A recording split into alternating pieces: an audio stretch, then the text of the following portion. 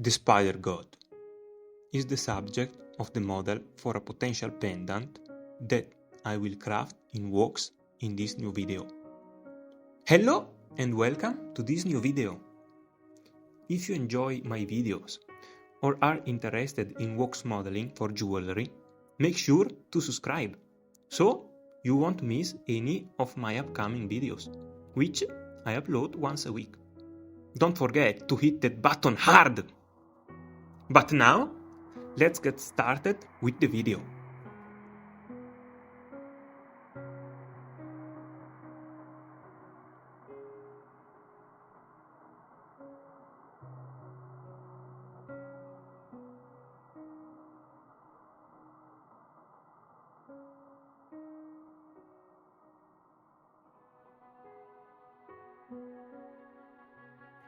In today's model, I will depict the Spider God Anansi, of course reinterpreting its aesthetic in my own style. Anansi is a mythological figure originating from Africa, particularly in the culture of the Akan, mainly in present-day Ghana, and other parts of West Africa. He is one of the most famous gods in African mythology, known as the Spider God, and a clever trickster. His stories have been passed down through oral tradition and have had a significant influence on Afro-Caribbean cultures due to the African diaspora. The god is often portrayed as a spider, but sometimes he can also take on human or hybrid forms, a combination of man and spider, like how I've chosen to depict him in this model, an amalgamation of both forms. In some stories, he has human features with supernatural powers. Anansi is very intelligent, cunning, sly, and manipulative. He is a figure who uses wit and cleverness to overcome obstacles and deceive others. Despite his cleverness, his actions often have unexpected or even comical consequences. According to tradition, Anansi brought stories to humanity and holds control over knowledge and wisdom. This makes him an important figure in the context of culture and the transmission of knowledge.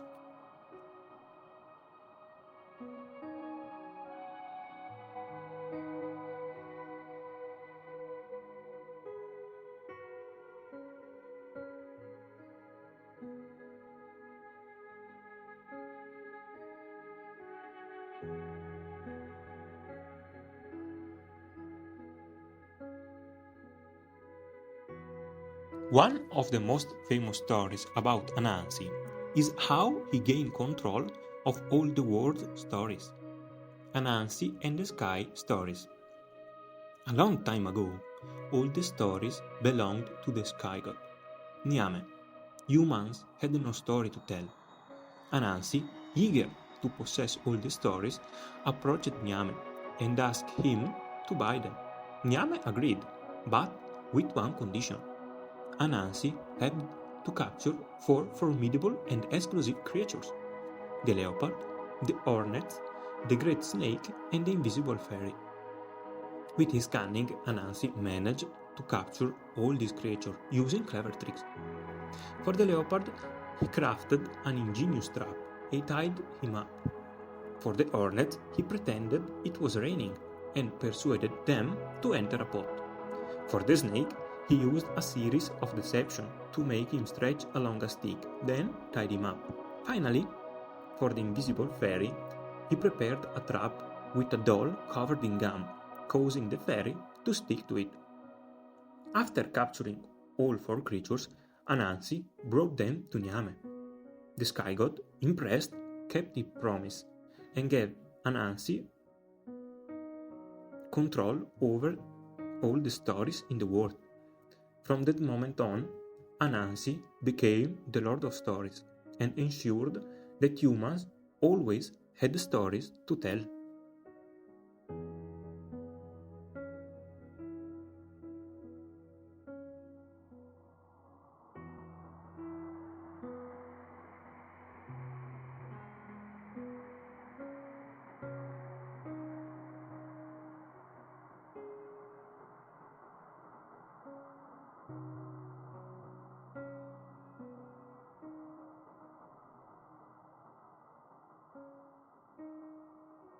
I've always been fascinated by how different cultures create various forms of the divine to make it comprehensible to them, and I remain intrigued by every representation of God, from any era or culture.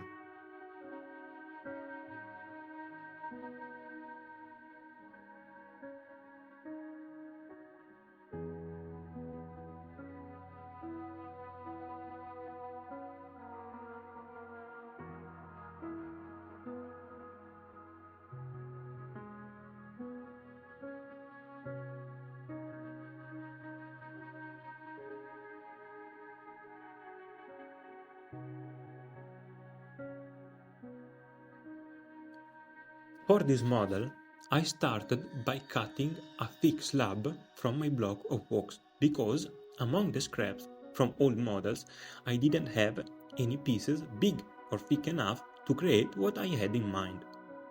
Once I had my slab, I smoothed it out with a rasp and file to attach the design I would need for piercing out the shape, in this case the face of the god, and to mark the lines, making the wax ready for sculpting and shaping. As you can see, to represent Anansi, I chose a hybrid between man and spider, giving the human face spider like eyes a representation that I think is both beautiful and unsettling, perfect for depicting the power of a god.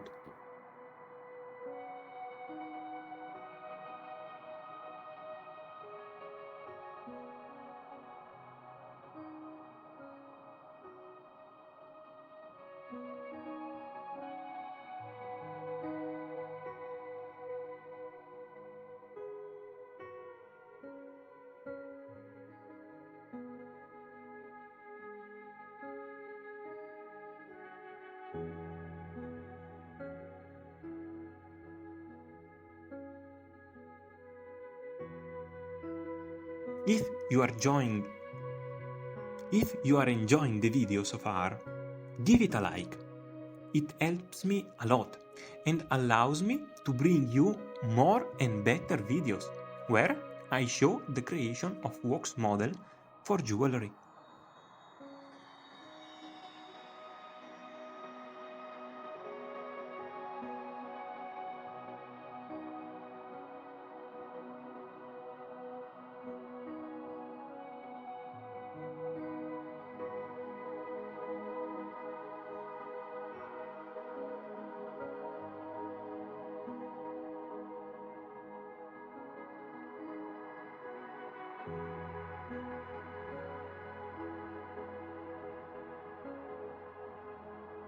Thanks to the outline on the wax, I can start shaping the subject.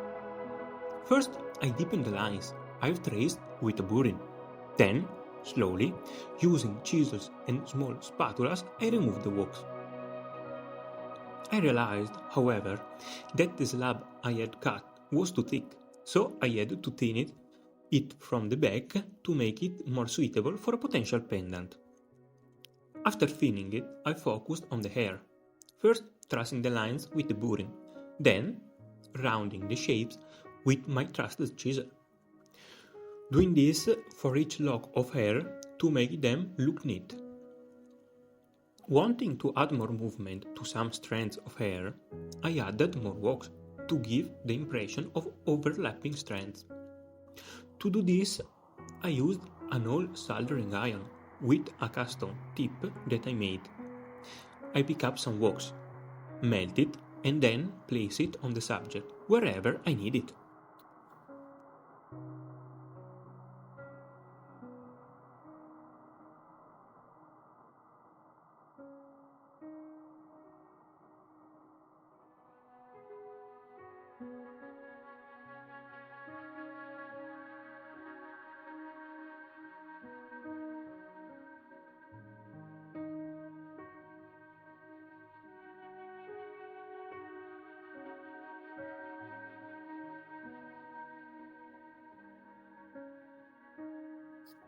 I really enjoy working with wax, not only because it allows for a lot of creative freedom, especially if you like figurative subject and sculpture-like work, but also because it's quite affordable to get started.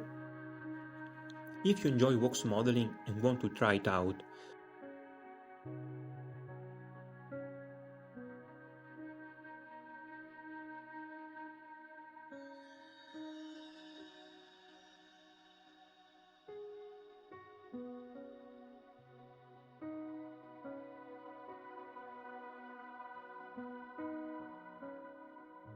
I recommend giving it a shot because, including all the tools and the wax blocks, you won't spend more than 100-200 euro.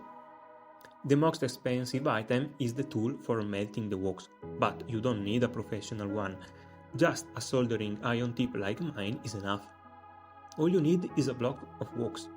Ring wax blocks cost even less than the larger blocks I use for works like this. A piercing saw and some spatulas for shaping the wax. These tools are quite affordable. That's it, wax, a saw, spatulas and wax melting tool. You don't even need a workbench. A table or desk with a fixed board is enough to work comfortably. So, if you want to give it a try, I highly recommend it. It's really fun, affordable, and can become a very interesting hobby. Obviously, I do it professionally.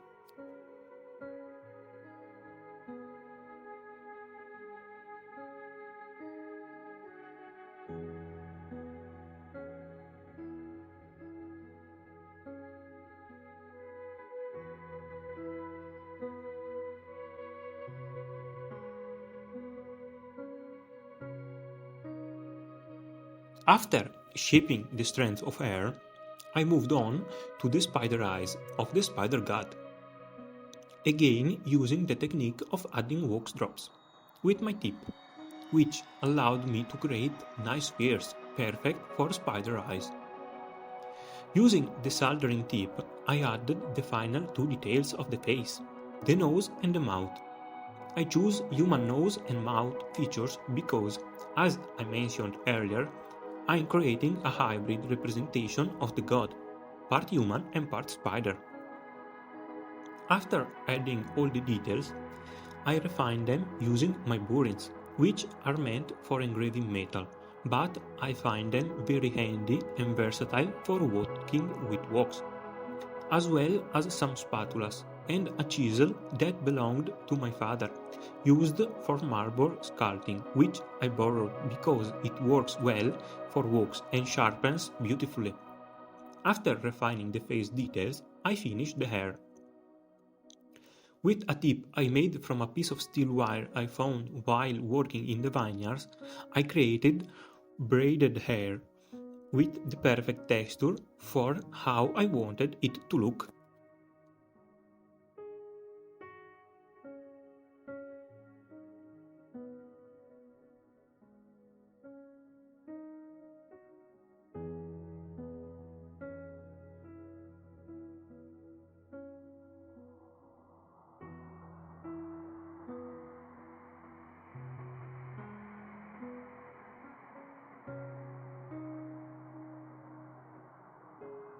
To enhance the spider god impression, I wanted to add one final detail: spider legs wrapping around the figure from behind. To make them, I first drew a batik shape on paper and added wax to form all the legs. Of course, once detached from the paper, the legs weren't finished, so I added more wax and refined them with a chisel. The final step was to assemble everything for a complete model.